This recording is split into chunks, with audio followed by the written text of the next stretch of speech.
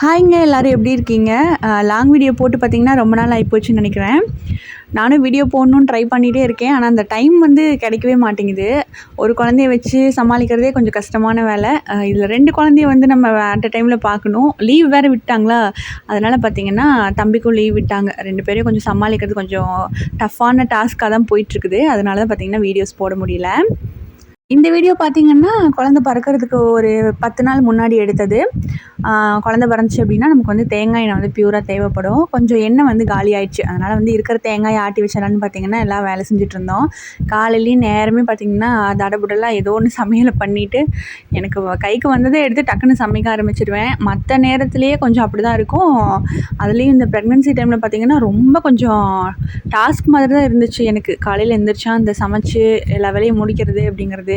அதிலே கடைசி வரைக்கும் நானே வந்து எல்லா வேலையும் செய்கிறனால பார்த்திங்கன்னா கொஞ்சம் கஷ்டமாக தான் இருந்தது. நேரமே பார்த்திங்கன்னா காலையில் வந்து சிம்பிளாக தக்காளி கடைஞ்சி புடலங்காய் இல்லை, அது பீக்கங்காய் பொரியலையும் பண்ணி நேரமே வந்து வயிற்றுக்கு சாப்பாடை போட்டுட்டு பார்த்திங்கன்னா கொஞ்சம் அப்படியே எனர்ஜி ஏற்றிட்டு காலையிலேயே வேலையை ஆரம்பித்தாச்சு. நான் வந்து வீடியோ தான் எடுத்துகிட்ருக்கிறேன்.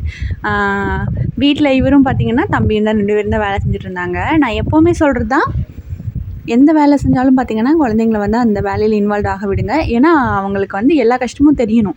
இந்த வேலை வந்து இவ்வளோ கஷ்டமாக இருக்கும், இது செஞ்சால் தான் நமக்கு இது கிடைக்கும் அப்படின்ற விஷயம் வந்து சின்ன வயசுலேருந்தே கொஞ்சம் புரியணும். அதனால் பார்த்திங்கன்னா எந்த வேலை செஞ்சாலும் அதில் குழந்தைங்களையும் சேர்த்திக்கோங்க. குழந்த பிறந்துச்சு அப்படின்னா தேவையில்லாத மசாஜ் ஆயிலு, பாடி லோஷனு அதெல்லாம் தயவு செஞ்சு யூஸ் பண்ணாதீங்க. நம்ம கோகனட் ஆயிலே போதும். நம்ம தேங்காய் எண்ணெயை வந்து நல்லா காய வச்சு ஆட்டி எடுத்துகிட்டு பார்த்திங்கன்னா, காலையில் நேரம் வெயிலுக்கு காட்டுறதுக்கு முன்னாடி நல்லா வந்து கொஞ்சம் மசாஜ் பண்ணிவிட்டு, கை கால் உடம்பெல்லாம் மசாஜ் பண்ணிவிட்டு, அப்படியே கொஞ்சம் நம்ம சூரிய பகவான்கிட்ட காமிச்சிட்டு, லைட்டாக தான் காமிக்கணும், ரொம்ப டேரெக்டாகவும் வைக்கக்கூடாது.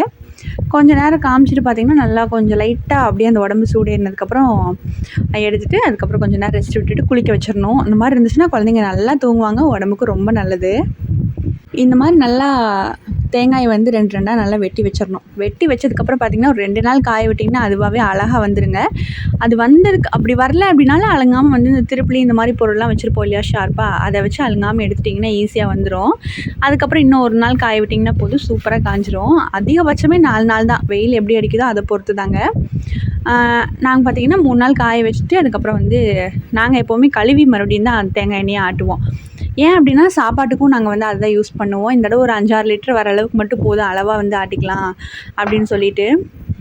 குழந்த பிறந்துச்சு அப்படின்னா எப்படி ஒரு 2 மாதத்துக்கு அம்மா வீட்லேயே நாள் போயிடும். அதனால் பார்த்திங்கன்னா சரி வந்து தானே யூஸ் பண்ணுவோம், அதனால் ஒரு 6 7 மாதத்துக்கு அது தாராளமாக கிடக்குன்னு சொல்லிட்டு பார்த்திங்கன்னா, நான் வந்து ரொம்ப கம்மியாக தான் வந்து எண்ணெயில் யூஸ் பண்ணுவேங்க.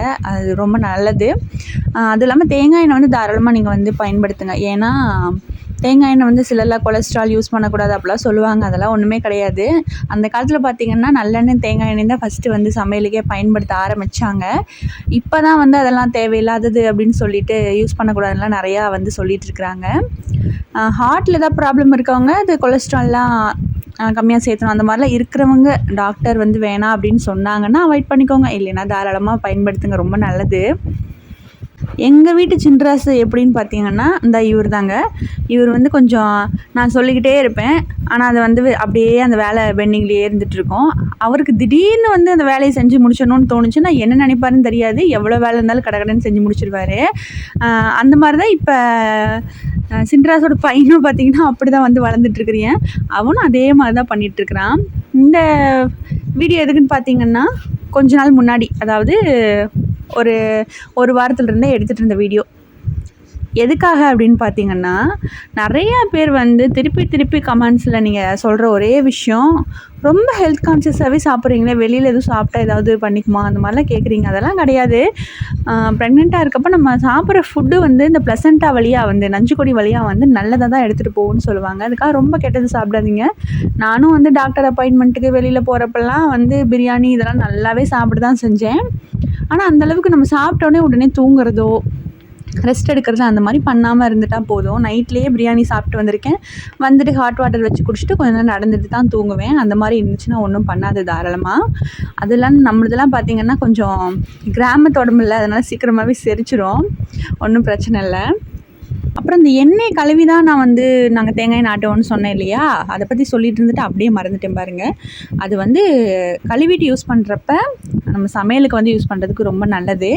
அதனால் பார்த்தீங்கன்னா இந்த மாதிரி இதுக்கப்புறம் நல்லா கழுவிட்டு அதுக்கப்புறம் குட்டி குட்டியாக அரிஞ்சு நம்ம தேங்காய் எண்ணெய் வந்து ஆட்டிக்கலாம். இந்த வீடியோ உங்களுக்கு வந்து ஏதாவது ஒரு வகையில் பயனுள்ளதாக இருக்கும்னு நினைக்கிறேன். ரொம்ப கடகடன்னு சகஜமாக நான் பேச்சு வழக்கில் பேசி முடிச்சிட்டேன்னு நினைக்கிறேன் இந்த வீடியோவை. கண்டிப்பாக இந்த வீடியோவில் உங்களுக்கு ஏதாவது யூஸ்ஃபுல்லாக இருந்திருக்கும். ஏதாவது டவுட் இருந்தால் கூட கமெண்ட் பண்ணுங்கள். நம்ம சேனல் இப்போ தான் வந்து ஃபஸ்ட் டைம் பார்க்குறீங்கன்னா கண்டிப்பாக சப்ஸ்கிரைப் பண்ணிவிட்டு தொடர்ந்து சப்போர்ட் பண்ணுங்கள். இதே மாதிரி இன்னொரு vlogல பார்க்கலாம். டாடா.